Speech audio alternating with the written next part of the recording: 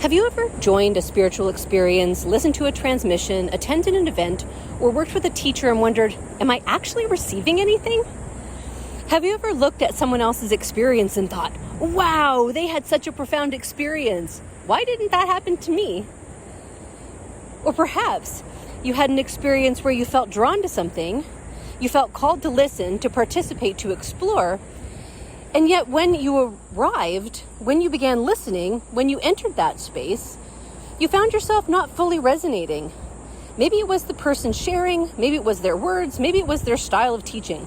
And perhaps your mind immediately stepped in and said, maybe this isn't for me. Maybe there's nothing here for me. Maybe I should move on. But what if receiving isn't about having the experience you expected? What if receiving is about becoming available to the gifts that are already trying to reach you? What if there is more available than we realize? In this episode, we're going to explore 6 keys to receiving more from spiritual experiences. Because receiving is not just about what we encounter. It's about how we enter the experience, how we engage with it, and how open we are to the many ways wisdom, healing, guidance, and expansion may arrive. We'll explore how the energetic fields we choose to enter influence what we're available to receive, why intention matters, how we can receive beyond the messenger and beyond the words being shared, and how we can learn to trust what we receive, even when understanding comes later. Hi, I'm Joanne, Cary, and welcome back to Embodied Soul. If you're ready to join me, pull up a comfy chair, invite in your soul, and be open to receive exactly what you need to live, be, and thrive as the embodied soul you are. Recently, I had the beautiful opportunity to participate in the Higher Consciousness Living Summit as a featured guest. And what was really important to me about this experience was that I didn't only show up as a speaker, I also showed up as a participant. I wanted to receive, I wanted to listen, I wanted to experience the different speakers, their perspectives, their guides, their messages, and the different ways that consciousness was being expressed through each person. It was almost like a beautiful buffet of energies, perspectives, wisdom, and experiences. And I found myself reflecting on how different this summit experience was compared to other experiences I've had in the past. What stood out for me was the intention. The intention behind the gathering, the intention behind the speakers, the intention of the host, the intention of creating a space that supported the evolution of consciousness. And that matters because something I have learned through my own journey is that every experience carries an intention and an energetic field. And how we engage with that field influences what we are available to receive. Now, when I say that, I want to be really clear. This is not about judging an experience as good or bad. It's not about creating fear. It's not about needing to protect ourselves from everything that doesn't feel aligned, because that can actually become its own form of limitation. If we're constantly looking for what we need to defend against, what we need to protect ourselves from, what we need to avoid, we are still orienting ourselves around fear. And that is not the intention here. The invitation is discernment. The invitation is sovereignty. The invitation is asking, is this a space I consciously choose to participate in? Does this support where I'm choosing to go? Does this feel expansive? Does this invite me into more of myself? Because we get to choose the fields we enter. And this leads us to key number 1. Key 1, choose the field you enter, the intention of the space. Before we even talk about receiving more, there is a first step. Choosing consciously. Because receiving begins before the experience even starts. It begins with the choices we make about where we place our awareness, our energy, and our openness. It begins with the spaces we say yes to. And this is something I think is becoming increasingly important as more and more spiritual spaces, teaching, courses, communities, and experiences become available to us. There is so much beautiful information available right now. There are so many people sharing their wisdom. There are so many different pathways, perspectives, teachers, channels, and the ways of exploring consciousness. And that's beautiful. It's beautiful that we have access to so much. But with that availability comes the importance of discernment. Not fear, discernment. Because every experience carries an intention. For me, when I'm considering participating in something, I pay attention to the intention behind it. As every experience carries a field. And before we enter a space, it can be really supportive to ask ourselves, what is the intention behind this? What is the energy of this space? What is being invited here? Does it feel expansive? Does this support me in connecting more deeply with myself? Does it honor my own inner wisdom and sovereignty? Does it invite me into more of who I am? Or does it subtly create a different relationship with myself? A relationship where I feel like I'm always missing something, where I'm always behind, where I'm broken and need to be fixed, where I always need one more thing before I can be whole, where I need the next thing, the next teacher, the next program, the next healing before I can move forward. And I want to be really clear here. Healing is beautiful. Healing is important. We all have places within us that benefit from compassion, awareness, integration, and love. But there is a difference between healing as part of our evolution and becoming trapped in the idea that our purpose is to endlessly fix ourselves. Because we're not here only to heal. We're here to expand. We're here to embody. We're here to create. We're here to experience. We're here to live as the soul that we are. And so when I look at an experience, I ask, does this support me in expanding into more of myself? And the other thing that's important is that we learn through all experiences. We grow through all experiences. But we also have choice. We get to choose what we participate in. We get to choose what we give our energy and attention to. We get to choose the environments we immerse ourselves in. And that choice matters because the fields we enter influence what we're available to receive. And this is something I've become much more conscious of over the years. I'm very intentional about what I consume, not only informationally, but energetically. What am I allowing into my awareness? What am I repeatedly listening to? What am I repeatedly focusing on? What am I allowing myself to be immersed within? Because what we focus on, what we surround ourselves with, and what we repeatedly engage with does influence our experience. And this is where discernment becomes such a powerful tool. Not because we need to be afraid, not because we need to put up walls, but because we are conscious creators. We are participating in our own evolution. And then there's another piece that I think is really fascinating. When people gather together with a shared intention, something different happens. A collective energy field is created.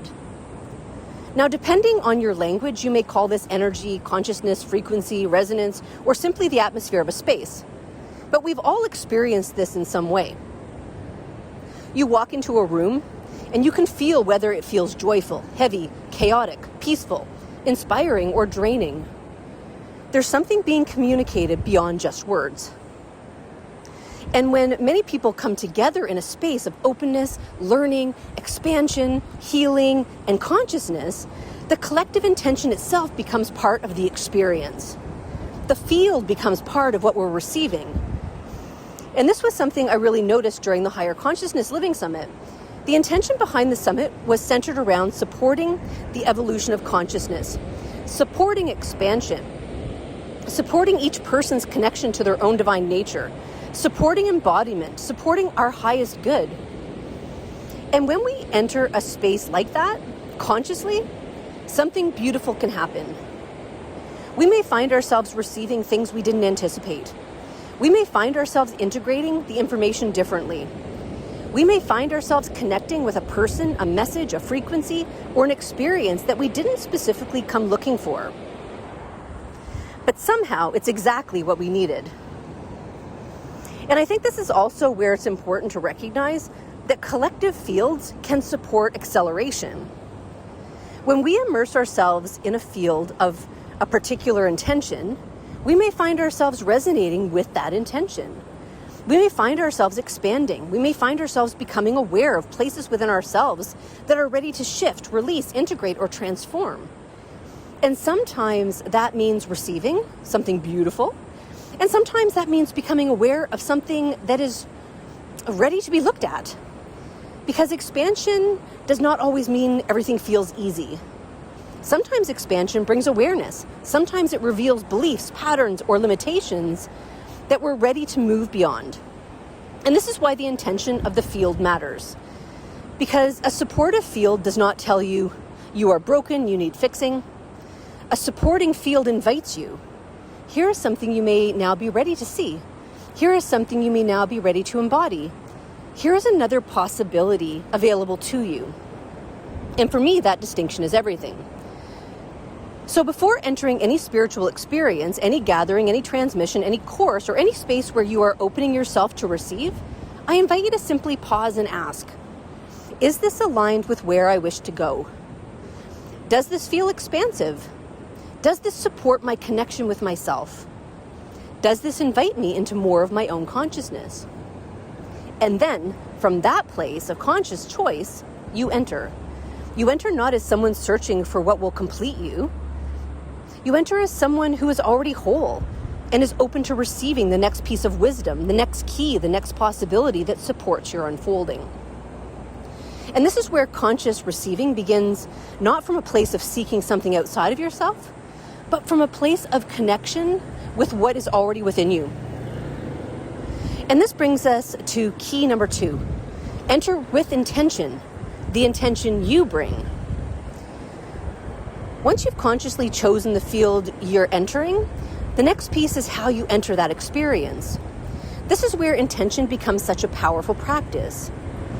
Before I enter a transmission, before I listen to a channel, before I participate in an energetic experience, I always set an intention. And the intention I use is, and for those of you who've been with me a while, you likely know this by heart by now, I set the intention that I'm only open to those energies and that information that are for my highest good in the perfect amounts needed for my healing and evolution at this time. Now, I want to pause here because the wording matters. This intention is not coming from a place of fear. It is not, I need to protect myself, I need to block something, I need to make sure something doesn't get through. That is a very different energy. For me, this intention actually allows me to relax. It allows my body, it allows my nervous system, it allows my mind to know I am supported, I am held, I can open, I can receive what is aligned for me, and only what is aligned for me. Because I know I'm not asking to receive everything. I'm not asking to receive more just for the sake of more. I'm asking to receive exactly and only what supports me at this moment, in the perfect amounts. Because more is not always about intensity. More is not about overwhelming ourselves. More is about deeper alignment. More is about receiving what is appropriate for where we are now. And when I trust that, something shifts. My mind doesn't need to be monitoring every moment. My nervous system doesn't need to stay on alert. I don't need to analyze, is this right? Should I be feeling something different? Am I doing this correctly? And even if something comes through that doesn't feel aligned for me, perhaps a teaching, a perspective, or a way something is being shared creates a feeling of contraction or discomfort within me, I can meet that experience from a place of trust rather than fear. I can ask, is there something here for me to see, learn from, or receive? Or is this simply something that is not aligned with my path? And I can trust that I only integrate what is aligned for my highest good. I don't have to brace. I don't have to fight against it. I don't have to close myself off. I can simply remain present, discern, and trust. I can be present. I can listen. I can receive. And I have found that when we create that internal sense of safety and trust, we actually become available to more. Because we're not bracing, we're not searching, we're not trying to force an experience. We're allowing. And this is something I would invite you to experiment with. The next time you listen to a transmission, attend a gathering, work with a teacher, or enter an experience where you're opening yourself up to receive, try setting your own intention. It doesn't have to be my words. Find what feels true for you, but perhaps something like, may I receive whatever's for my highest good. May I receive the wisdom, information, healing, and support that's aligned for me now. May I receive in the perfect way, in the perfect amounts for my journey. And then notice what happens when you enter from that place. Not as a passive observer waiting for something to happen, but as an active participant in the experience. And this is where something really interesting happens. When we enter an experience with this level of trust and openness, we begin to loosen our attachment to how the receiving should happen. We are no longer looking for a specific person, a specific message, a specific feeling, or a specific experience to confirm that something is being received. We become available to receive in the ways that are actually aligned for us. And that leads us into the next key. Because once we release our attachment to how receiving should happen, we create a space to receive from unexpected places. And this includes releasing our attachment to who we believe the gift must come through. Key 3, receive beyond the messenger. This is one of the biggest and perhaps most freeing shifts I've learned through my journey. Sometimes we assume that receiving is about finding the perfect teacher, finding the perfect channel, finding the person whose words completely resonate. And yes, sometimes we experience that. Sometimes someone speaks and it feels like they're speaking directly to our soul. Sometimes we feel deeply connected to their message, their energy, and their way of sharing. But sometimes the gift arrives differently. Sometimes the messenger is simply the doorway, not the destination. And this was one of the things that stood out for me during the summit. There were some speakers where I immediately felt connected. Their words resonated, their way of sharing felt familiar. And there were others where, if I were only listening through my mental mind, I might have decided, this isn't for me. This isn't really resonating. This isn't the information I was looking for. And there was one particular experience where I was actually close to turning off the video. I was listening, I was open, but I wasn't necessarily connecting with the person or the way they were sharing. And my mind was saying, okay, this isn't for me. But something kept me there. And moments later, the person raised their hand, and suddenly I felt this incredible energetic movement through my body. It was immediate. It was like, there it is. This is why I was here. And what I received was not related to the words that were being spoken. It was something else. It was a frequency, a code, a healing, an energetic shift, something that my system recognized. And I remember thinking, this is why I was called to stay.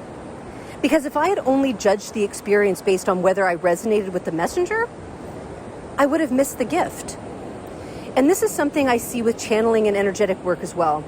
Sometimes people will say, I don't really connect with that person's voice. I don't really connect with their personality. I don't really connect with their style. And that's okay. You don't have to force resonance. You don't have to pretend something feels aligned when it doesn't. But there is another question you can ask. Instead of, do I like this person? Or do I agree with everything they're saying? You might ask, is there something here that's available for me? Is there something in this experience that supports my journey? Because sometimes what you receive is not the information. Sometimes it's the energy underneath the information. Sometimes it's the reminder, the perspective, the feeling, or the awareness that something within you was ready to receive. And this brings us to another layer of discernment. Because sometimes we are not only invited to receive beyond the messenger, we're invited to receive beyond what is being shared. This brings us to key 4, receive beyond what's being shared. And this is a related but slightly different piece. Because sometimes we receive not only beyond the messenger, but beyond the content itself. We are all these beautiful puzzle pieces. We are all keys, and each person carries their own unique expression of consciousness, their own experiences, their own gifts, their own way of being.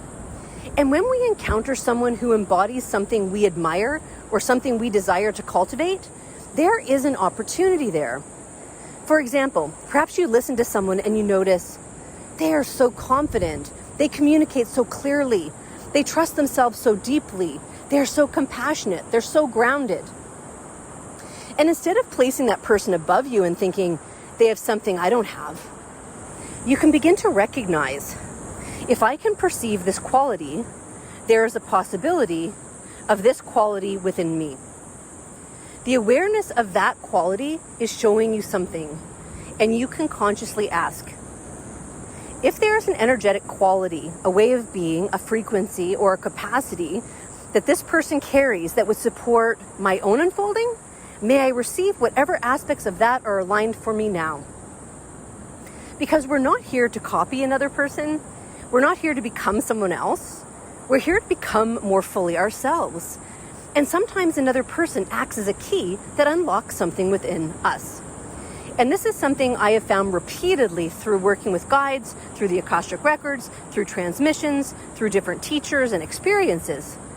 Sometimes we receive the exact thing we came for, and sometimes we receive something we didn't even know we needed.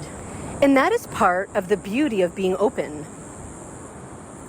Because these experiences are not simply about finding something outside of ourselves to receive. They're also opportunities to discover what is already within us. And this brings us to another important piece of discernment. Key 5. Remember, you are also participating in the experience.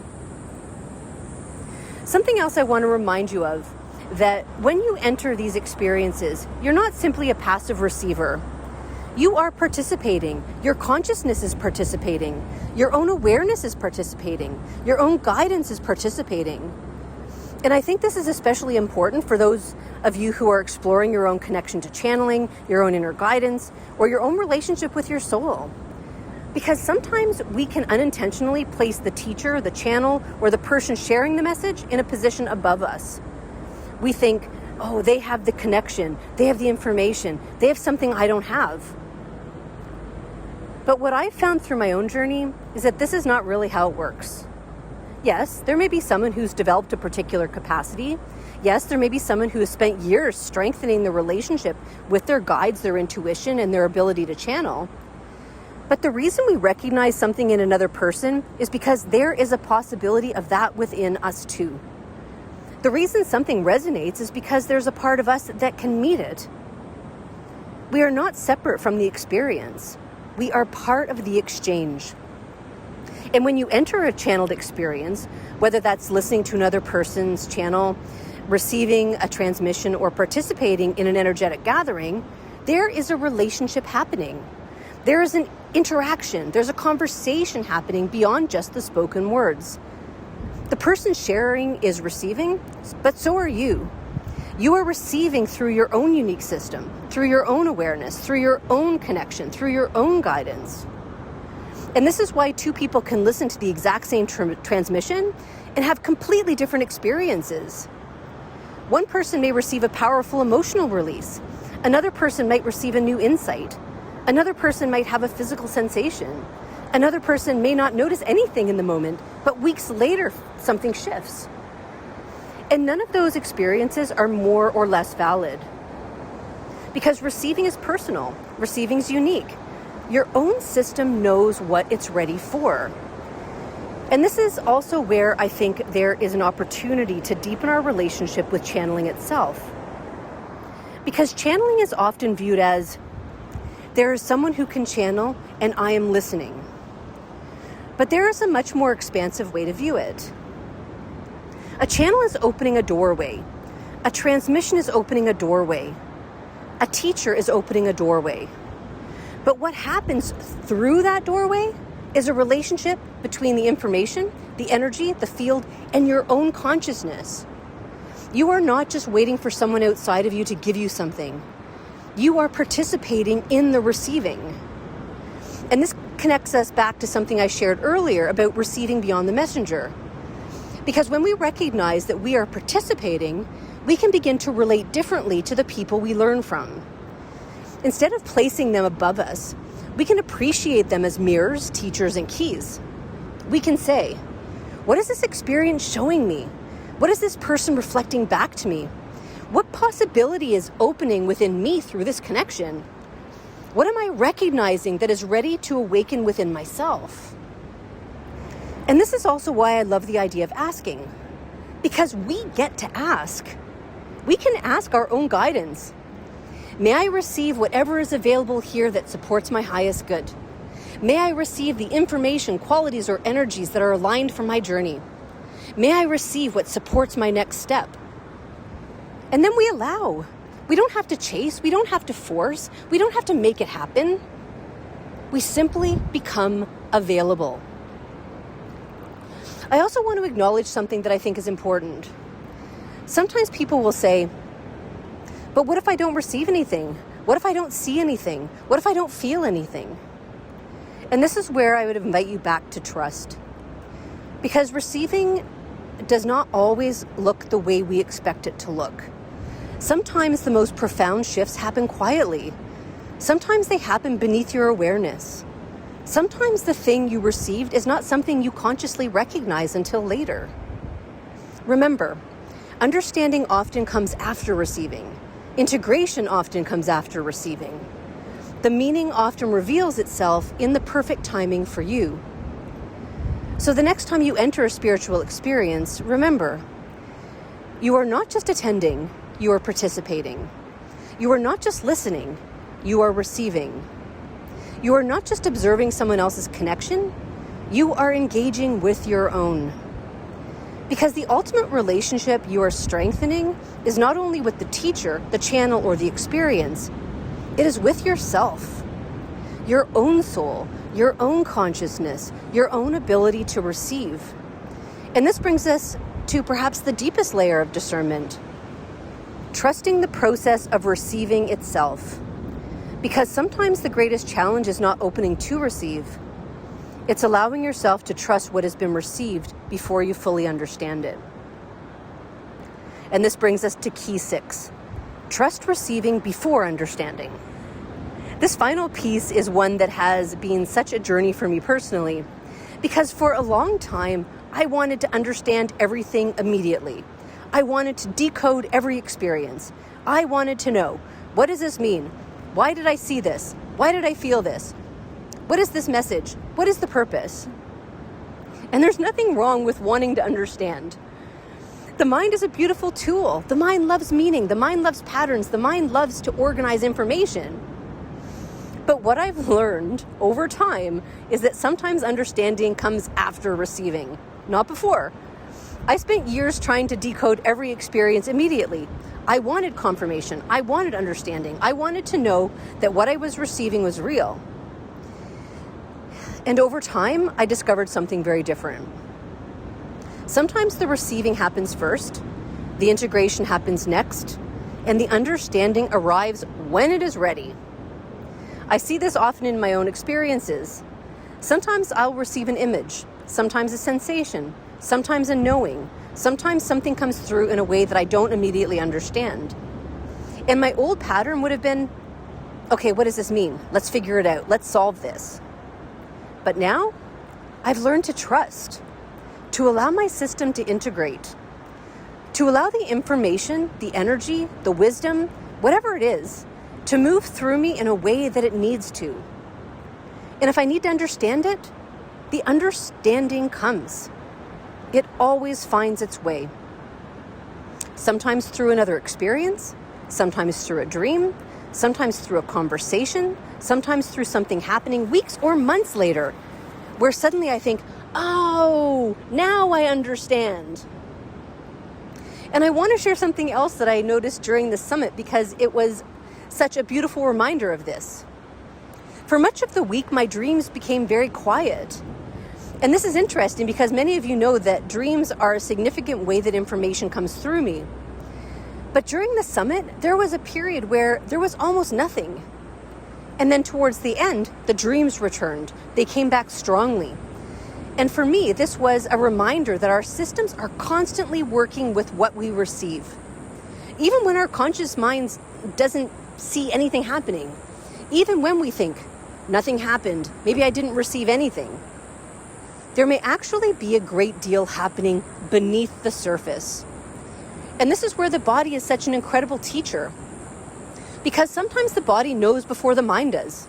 Sometimes you feel a shift before you understand the shift. Sometimes something moves through your system before you have language for it. And this is why I encourage not to discount your own experiences just because they don't look like someone else's. Your receiving may come through a sensation, an image, a thought, a dream, a feeling, a synchronicity, a change in perspective, a moment of clarity, a new possibility opening. Receiving is not one size fits all. And perhaps one of the most important things to remember is that receiving is not measured by how intense an experience is. Because when we hear, how can I receive more? The mind can sometimes interpret that as, I need bigger experiences, I need stronger sensations, I need something dramatic to happen. But that's not what I mean. Receiving does not mean forcing more. Receiving more is not about chasing intensity. It's not about trying to accumulate more experiences. It's about expanding our awareness of what is already available. It's about becoming more conscious, more present, more open, more willing to notice the subtle ways that wisdom, support, healing, and guidance are already meeting us. Because often, the gifts are there. The question is, are we available to receive them? And this is really the heart of discernment, not closing ourselves off from experiences, but becoming more conscious in the way we engage with them. So as you move through your own experiences, whether that's a transmission, a meditation, a workshop, a conversation, a book, a teacher, a summit, or simply an encounter in your daily life, I invite you to explore these questions. What field am I choosing to enter? What is the intention behind this experience? Does this support my expansion? Does this deepen my connection with myself? Am I entering from fear or am I entering from trust? Am I available to receive? Am I willing to receive beyond my expectations? Am I willing to receive beyond the messenger? Am I willing to receive beyond the words? And perhaps the most important question, what gifts may already be trying to reach me that I haven't recognized yet? Because we often think receiving is about finding the right teacher, finding the right experience, finding the right transmission, finding the right person who has what we need. But receiving is really about learning how to become available to the gifts that are already trying to reach us. If you participated in the Higher Consciousness Living Summit, I would love to hear from you. What did you notice? What did you experience? Did anything unexpected come through for you? Did you notice changes in your body? Did you have dreams? Did you receive something from a speaker or a session that surprised you? And for those who have been working with the 3-day Embodied Soul Reset, I would also love to hear how that experience has been supporting you as you continue to integrate and move forward. And if anything came up for you as I shared this, please feel free, whatever came up, any insight, any takeaway you took. Thank you for being here. Thank you for walking this path. Thank you for your willingness to explore, to receive, and to continue discovering the many ways your own soul communicates with you. Remember, you are not here to chase the next thing that will make you whole. You are here to discover the wholeness that is already within you and to become more available to embody it. I'll see you next time.